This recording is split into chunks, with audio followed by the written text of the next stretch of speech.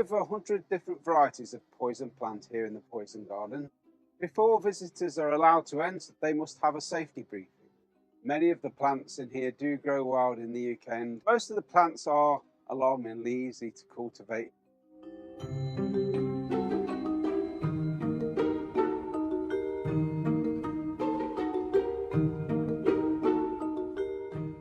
The most deadly plants at Alnwick will be things like monk's hood or wolf's bane, both types of aconitum. Probably the most poisonous plant we actually have here is ricin, better known as the castor bean or castor oil plant. The Guinness Book of World Records considers that to be the world's most poisonous plant. Really surprising on how many flowers that are just normally in anybody's garden. I never knew that they could have the reaction that they could give you. This one will be a great example. This is the laburnum tree. This is the second most poisonous tree in the UK. Many people have these in the garden because of the beautiful blossom that appears in the late spring, early summer. They contain a poison called cytisine. The tree is so poisonous that if one of the branches was to fall to the floor, lay there for several months, and the dog later comes along, picks it up to hold as a stick on a walk, the chances are the dog won't finish the walk. It's that poisonous. Plants that grow out in public spaces will be things like rhododendrons. They contain a poison in the leaves called gyanotoxin, which will attack your central nervous system. You're not likely to eat the leaves though, because they taste disgusting. But if a number of the plants grow together, they poison the soil at the base of the plant, so nothing else will grow but rhododendron. This is how they can spread so easily and cover vast areas. If bees make honey exclusively from the flowers of rhododendron, the honey becomes unusual in its appearance. It's got a red tinge to it. Small doses can give you hallucinogenic effects. Larger doses will be fatal.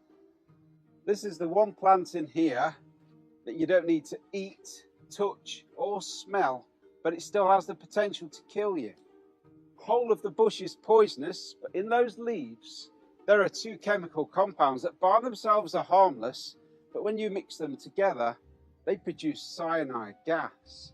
It's the plant's natural defense against browsing animals.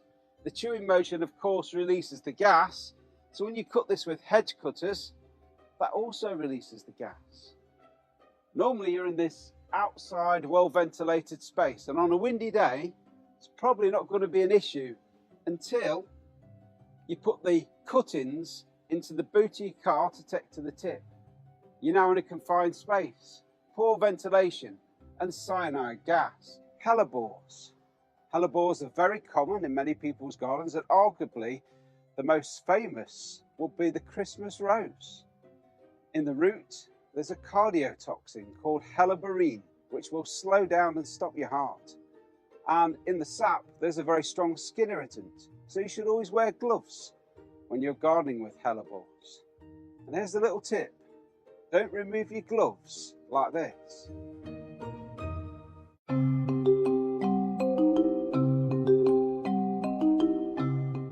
We have to take a lot of precautions when we're working with the plants in the poison gardens. Some of the beds you don't have to take any precautions at all, whereas you'll get to like the giant hogweed bed and then you have a full hazmat suit on, face mask, gloves. I don't think it concerns me because I feel like we're in their spaces. A lot of these plants I think might have been there before we came along, so it's up to us to learn and educate ourselves about all of their uses, because a lot of the plants in here are used for good, they're not all bad. A number of plants that bring cures for diseases, such as the yew tree, which is the most poisonous tree in the UK, produces a poison called taxine, which is capable of killing you in about 20 minutes, but also produces a medicine called Taxol, which is used for the treatment of breast cancer. Meadowsweet and the willow tree are containing a substance called salicylic acid. It's nature's version of aspirin. Small doses are beneficial for pain relief. Larger doses will thin your blood and cause you to bleed internally. Vinca major, also known as periwinkle. It produces beautiful blue flowers that appear in the wedding poem. Something old, something new, something borrowed, something blue. They used to make a garter from the flowers and present it to a bride on her wedding day. Back then they thought it would enhance the bride's fertility. In reality, if you eat this, it will dramatically lower your blood pressure, cause heart arrhythmia, and stop the production of white blood cells. So it will kill you. But on the other hand, if you suffer from leukemia, it can produce one of 4 medicines which may save your life. Vinblastine, vincristine, vinorelbine and vindesine all come from periwinkle.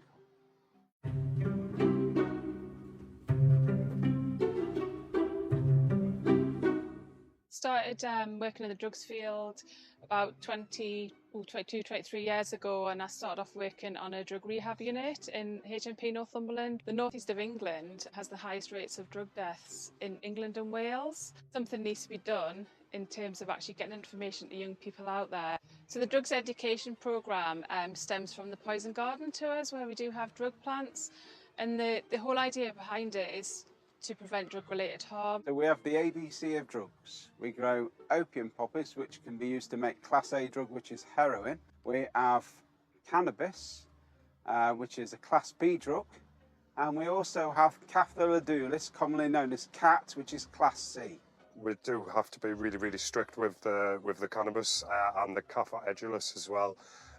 So I actually have a home office licence to grow cannabis at the Anna Garden. I have to count how many seeds I plant, count how many germinate. We'll have to take photographs of planting them, take photographs of digging them out, and photographs of destroying them at the end of the season. And then all of that has to be filed and sent to the Home Office once a year. I'm sure there's much more to be discovered from poisonous plants.